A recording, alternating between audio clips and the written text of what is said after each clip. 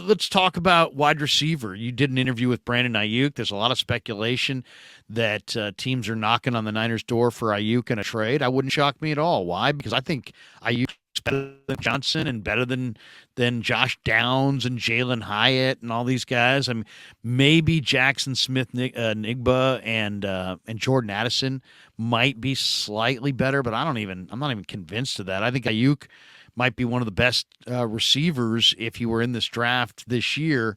What's your feeling on the 49ers? Is Ayuk going to be here long term? He's kind of put out some messages like, hey, they're kind of like, hey, don't forget about me, don't forget I'm a team guy. It's not like pay me or anything, but it's like, hey, I am going to want to be compensated even though I'm a team guy. It's like he fits in, he doesn't demand the ball.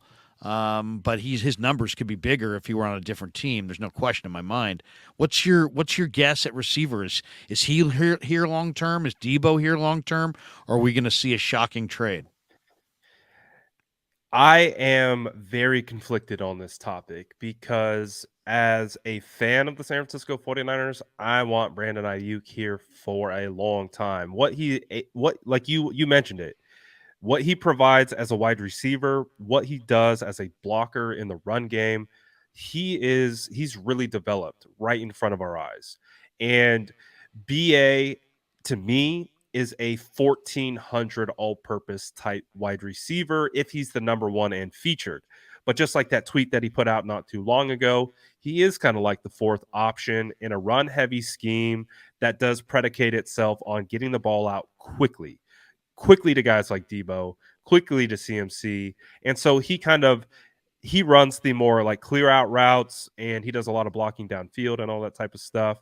So my sense from him is that he wants to be featured. He said it. He said, I want to be featured in this, in one of these types of offenses.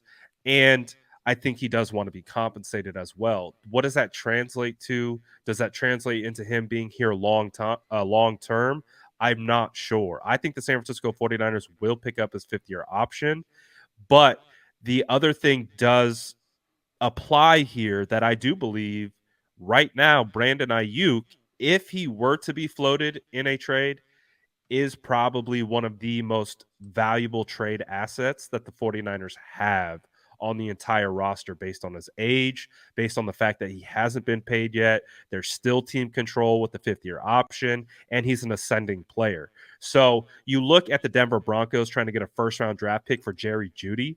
I think Brandon Ayuk is double the player that Jerry Jeudy is. Like Jerry Jeudy can run a clean route, but he's super one dimensional in that aspect. I really do think Brandon Ayuk's a full package. So what it comes down to is, do the 49ers see a world where they can pay Nick Bosa, where they can pay Brandon Ayuk? And I'm not sure there is because I'm not a cap expert, but I do believe there is a world that exists where Brandon Ayuk is talking 20 plus $1 million a year. I don't know if the 49ers can afford Trent, Kittle, CMC, Debo, Ayuk. I mean, they have the highest paid players at multiple positions. They just signed Javon Hargrave to a big time deal. Both, like I said, Bosa's coming up. So I think all options are open. Um, it's hard for me to say if he's going to get traded, but I could see the rationale behind if he is traded. And I could totally understand it because they'll probably get a haul for him and they might not be able to pay him down the line. And I think that's really how you have to look at it, if that makes sense. Yeah, no, I hear you. I hear you. And then look at the opportunities in this draft. I mean, give you an idea. I'm a huge fan of Jonathan Mingo from Ole Miss. They're projecting him at 111 in the draft. That means Yep. that the Niners would have three draft choices before Mingo went off the board, and you could trade Ayuk for a first, and you could probably get Mingo in the third. As Brock Purdy's college receiver Xavier Hutchinson had a phenomenal senior year in Ames, and Hutchinson's in this draft. And then there's some guys with traits. I mean, Bryce Ford Wheaton ran 4.38 at 220 Big. pounds and 6'4". I'm interested in him. Then there's other guys. Matt Landers from Arkansas ran in the 4.3s at 6'5", 200 pounds. I really like him. Shaq Davis from Javon Hargrave's old school, South Carolina State. I think it's a revelation.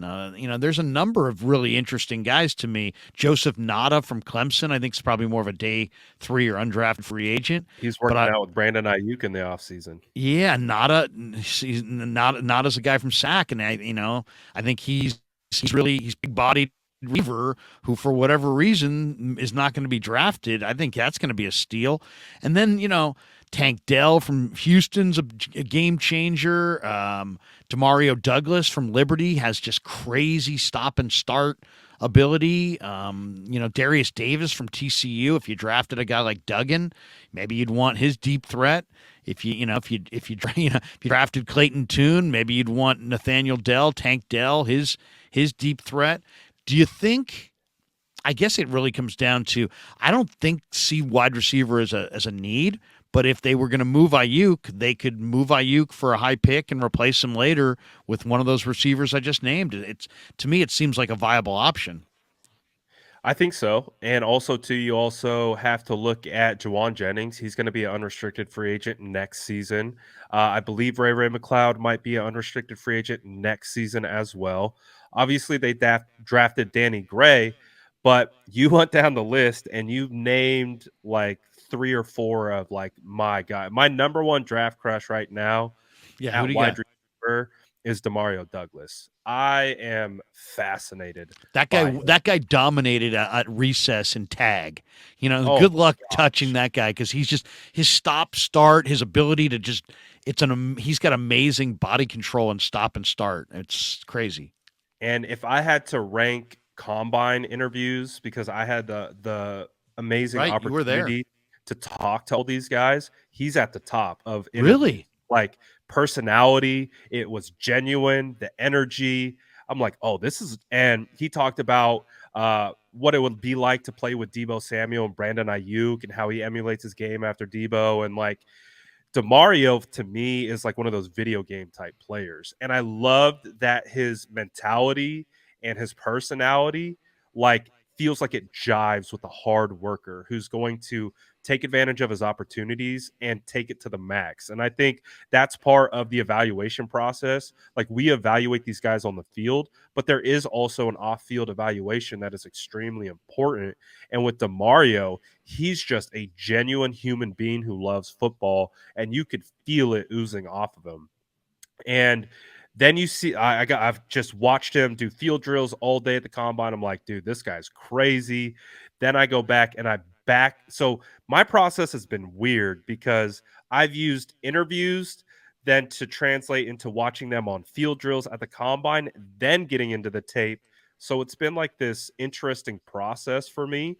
But Demario Douglas is a guy who checked the interview box, the on-field drills box, and then the tape box of like he can do it as a returner. He can play the Debo Samuel wide back role. One of his most electric touchdowns was a run out of the backfield where he's flanked to the right of the quarterback and just takes it to the house for like 80 yards. Demario Douglas is an electric player and he could be used in multiple ways.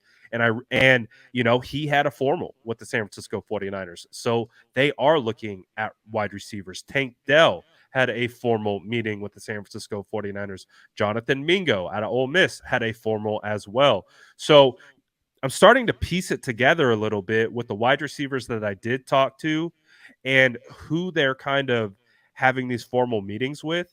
Tank Dell, I mean, might be one of the better route runners in this entire class. I mean, that guy knows how to get open. And he put up a ton of production at Houston. And Jonathan Mingo is another one of those guys who can do it all, like, and can win in a multitude of different ways. And when you look at the San Francisco 49ers and their wide receivers, that's kind of what they like. They like that versatility to be able to do different things with these guys. The one guy that I do like that I'm absolutely fascinated with that you didn't mention is the Princeton wide receiver. I think I'm going to butcher his name. Yeah, Andre Losivas. he's a crazy, freaky athlete, isn't he? freak. And again, combine, no idea who this guy is. But just rep after rep, field drill after field drill, making beautiful catches, beautiful routes. You could see the fluidity in his movements, his the feet, the hips, high point, over the shoulder, catching everything. I'm like, this guy, who is this? Like, Princeton, like, your mind doesn't compute sometimes. Like, where's this guy coming from? Same thing with the D2 quarterback. Like, it's drills against air, right? So we keep that contextual reference. But when you see all the guy, they're all going through drills against air. And I'm like, this guy from Princeton is having one of the most consistent days out of any of these wide receivers. I'm like, I'm gonna go do my homework. And the more and more he's a former track athlete, he has a diverse background. He's a guy that I really like. Obviously, going to Princeton, man. You know how Smart kid.